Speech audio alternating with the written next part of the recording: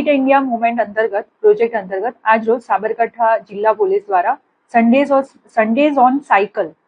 જે અંતર્ગત સાયકલ રેલીનું આયોજન કરવામાં આવેલ હતું, જેમાં રેલીનું પ્રસ્થાન પોલીસ હેડક્વાર્ટર ખાતેથી અંદાજિત 200 લોકોએ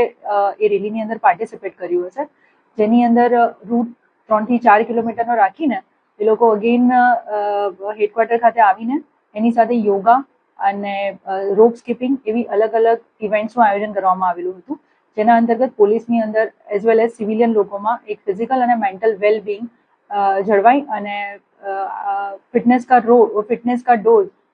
આધા ઘંટા રોજ એ એક સ્લોગન સાથે આ ઇવેન્ટનું આયોજન કરવામાં આવ્યું હતું. Thank you.